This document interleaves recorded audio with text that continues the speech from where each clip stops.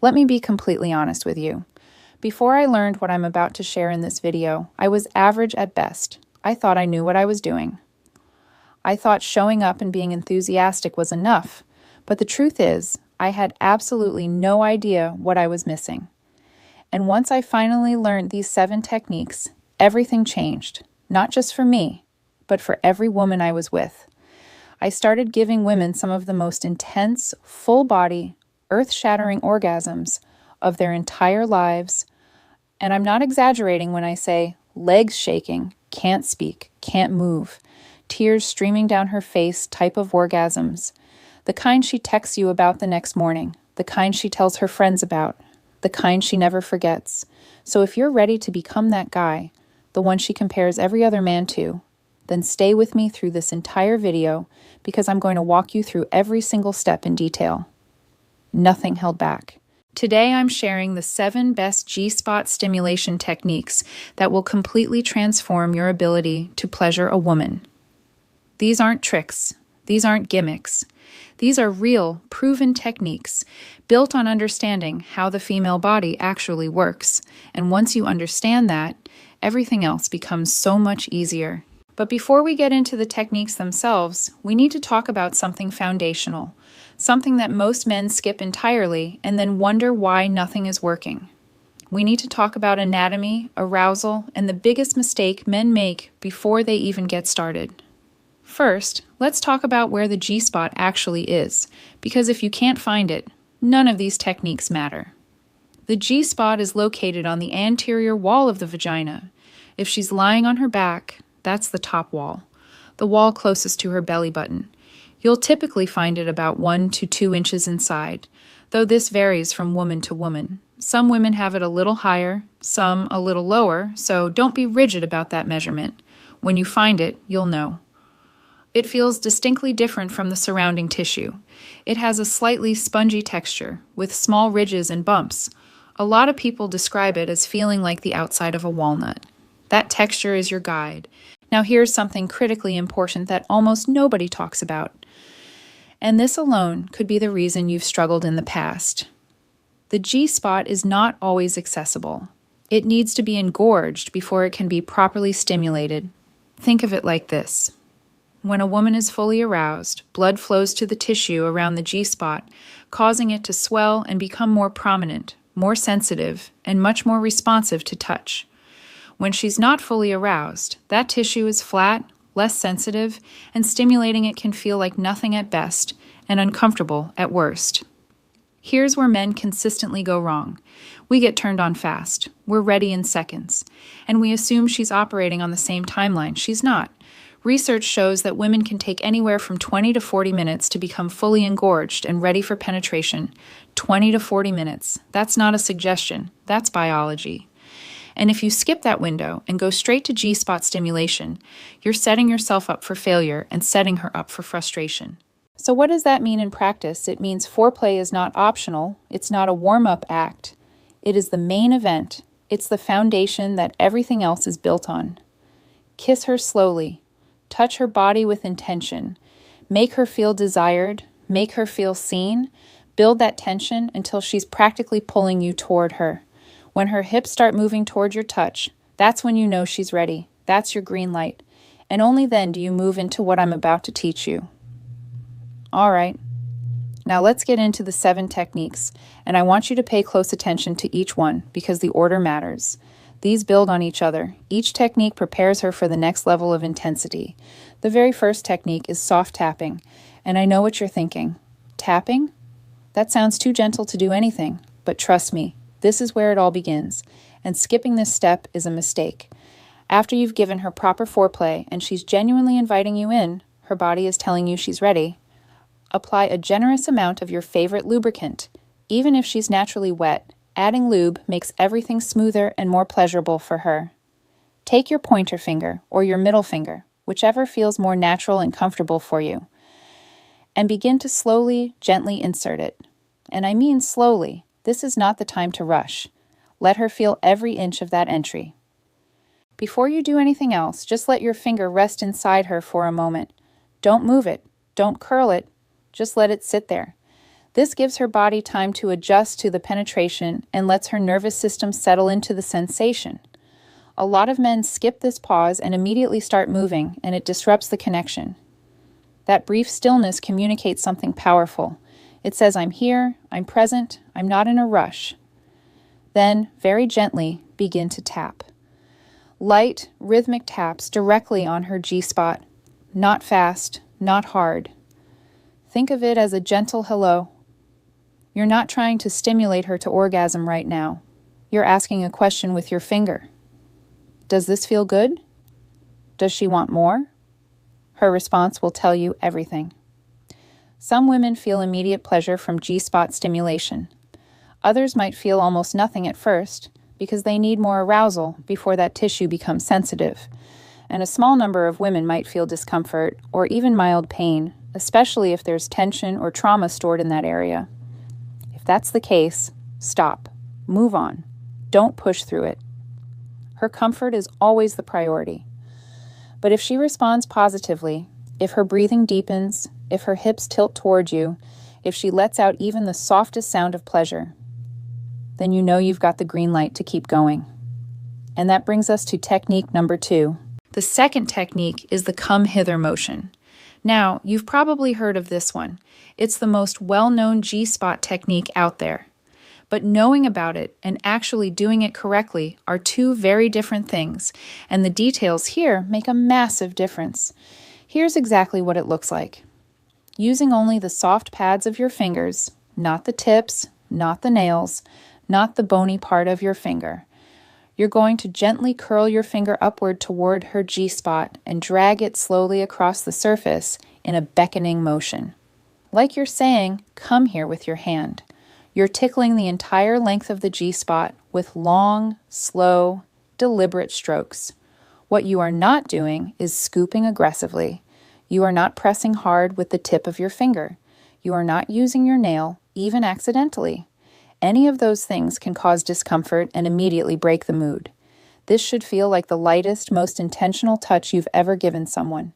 And here's why it works so well. By stroking the entire length of the G-spot rather than focusing on one spot, you're activating a wider range of nerve endings and spreading the arousal throughout the entire area. It's building a foundation of pleasure that the deeper techniques will build upon. Now, this technique alone could bring some women to orgasm, but that's not the goal right now. We're still in the warm-up phase. We're still building. Think of these first two techniques as lighting a fire. You start with small kindling before you add the big logs.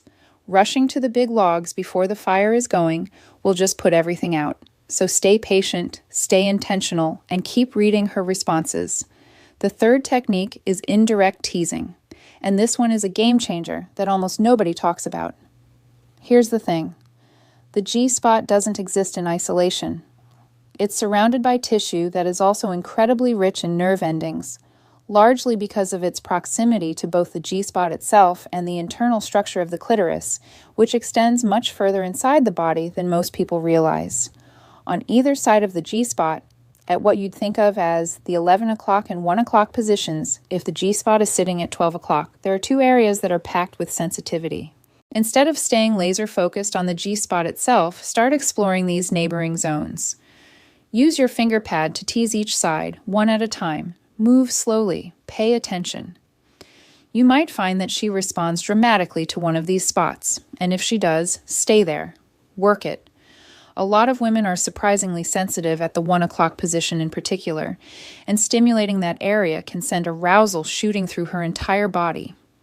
What this technique does is prevent tunnel vision for both of you. Instead of all the sensation being concentrated in one spot, you're spreading it around, allowing arousal to build across a wider area. That broader base of arousal is what ultimately creates deeper, more intense orgasms. And here's something I want to reinforce throughout every single one of these techniques. Talk to her. Ask her how it feels. Ask if she wants it softer or harder, faster or slower. Ask if there is a particular spot that feels especially good. Women are not all the same. What works for one woman might do nothing for another. Your job is not to perform a technique. Your job is to listen, respond, and adapt. She is the expert on her own body. Let her guide you. The fourth technique is anchoring in. And this, in my opinion, is where things get truly powerful. This is one of the most effective methods I've found for helping women reach deep, full G-spot orgasms.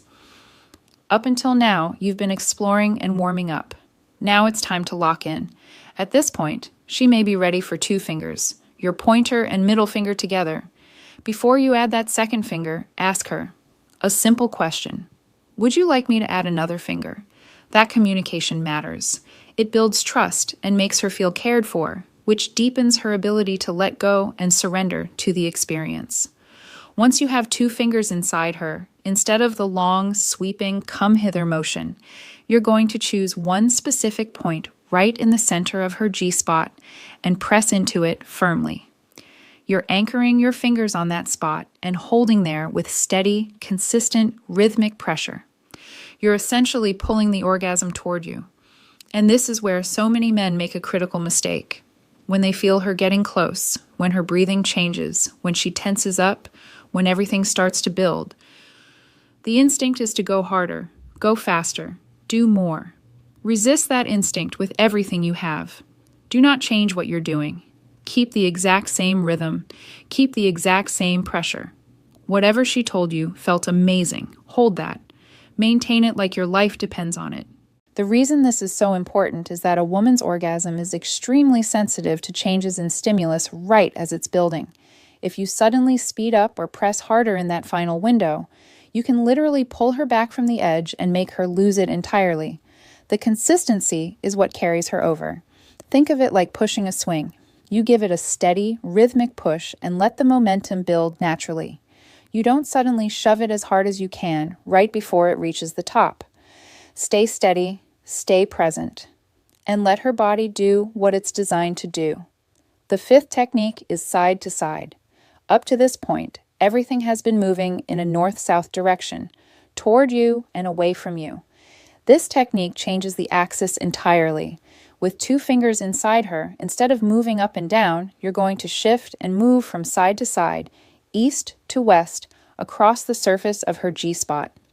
You can do this in 2 ways. The first is a sweeping motion across the entire width of the G-spot, similar in feel to the come-hither motion, but in a different direction. The second is anchoring in on one spot, just like we did in Technique 4, but applying that side-to-side movement with a bit more pressure. Both variations are worth exploring, but the second one, anchoring in with a side-to-side motion, tends to be extremely effective for many women. And here's a bonus that takes this technique to the next level. While you're using 2 fingers inside her with a side-to-side motion, use your thumb to gently graze back and forth across her clitoral hood at the same time. Not directly on the clitoris, just across the hood, which provides indirect stimulation that is often far more pleasurable than direct contact. When you combine internal G-spot pressure with external clitoral stimulation, even in a subtle way, the 2 sensations start to merge and amplify each other. Women often describe the resulting orgasm as feeling like it's coming from everywhere at once. Check in with her first. Make sure she's comfortable with you adding that external touch, and then let her tell you exactly how she wants it. The 6th technique is the up and down method, and I want to be upfront with you. This is the technique most commonly associated with squirting orgasms. So before we go any further, this is a conversation you need to have with your partner before you get into the bedroom. Make sure this is something you both want to experience. Make sure she's comfortable with it, because for some women it can feel intense or even overwhelming the first time, and genuinely important. Put a towel down on the bed, or 2. This can get very messy very quickly, and being unprepared for that can completely kill the vibe in the moment. Now here's how it works. Take 1 or 2 fingers, and instead of focusing on the G-spot specifically, you're going to move your fingers in a vigorous up and down motion that covers a much larger area, starting from the lower part of the vaginal walls and sweeping all the way up past the G-spot with each stroke. This technique is less about precision and more about sustained, rhythmic movement across a wide range. As you continue, and as her arousal builds, you'll start to notice a distinct squishy sound. That sound is your signal. It means fluid is building up around the Skene's glands, the glands responsible for squirting, and she is potentially on the path to a squirting orgasm. When you hear that sound, pay close attention to exactly which strokes are producing it and stay right there. Don't deviate. Don't explore somewhere else. Lock into those strokes and maintain them with consistency and confidence. If everything comes together, if she's relaxed enough, if she's aroused enough, if she trusts you enough, she may experience a squirting orgasm. And for many women, this is one of the most intense, releasing, and emotionally profound experiences of their lives, which leads me directly into the seventh and final technique. The seventh technique is the double blended orgasm, and this is the pinnacle. This is the technique that, when done right, produces the kind of orgasm that has her shaking, crying, laughing, and completely unable to form words. Here's what you do. Take whichever G-spot technique she responded to the most, the one that made her breathing change, the one that made her grip the sheets, the one she told you felt incredible. Lock into that technique with her preferred rhythm and her preferred pressure, and then, at the exact same time, use your mouth on her clitoris. Lick her slowly, deliberately, in whatever pattern she likes. If you're not sure what she likes, start soft and slow and let her guide you. What happens when you combine these two stimulations simultaneously is nothing short of extraordinary. The clitoral stimulation amplifies everything that's happening internally. The G-spot stimulation deepens everything that's happening externally. They create a feedback loop, each one making the other feel more intense, until they blend together into one massive, full-body orgasm that most women describe as completely unlike anything they've experienced before. The legs shake, the back arches. The sounds that come out of her will make you feel like an absolute legend. And the experience can last for minutes, not seconds, with waves of pleasure rolling through her body long after the peak. Now, I want to take a moment to talk about something that most people in this space completely ignore, and I think it's one of the most important things I can share with you. G-spot orgasms, and especially squirting orgasms, can be deeply emotional experiences for women, not just physically intense, but emotionally and even spiritually profound. There's a lot of vulnerability involved in surrendering to that level of pleasure. And because of that, these experiences can sometimes bring up unexpected emotions. She might cry, she might laugh, she might feel a sudden wave of grief or shame or fear. She might feel overwhelmed by joy. None of these responses are wrong. None of them are signs that something went badly. They are signs that something went deeply right, that she felt safe enough to fully let go. Your job in those moments is not to fix anything or to explain anything or to problem solve. Your job is simply to be there. Hold her if she needs to be held. Let her cry if she needs to cry. Tell her that everything she's feeling is welcome and safe. Don't pull away. Don't make it weird. Don't minimize what she's going through with a joke or a dismissive comment. Just be a steady, calm, loving presence. Because here's the truth. Any man can learn a technique. But the man who can hold space for a woman in her most vulnerable moment, who can make her feel completely safe even in the depths of her emotion, is the man she will never forget. That is what real mastery looks like, not just in the bedroom, but as a man. So go back through these 7 techniques. Practice them with patience and presence. Communicate with your partner every step of the way. And remember that the goal is never to perform. The goal is to connect, to listen, and to support her in experiencing something truly extraordinary. Because when you get this right, everything changes.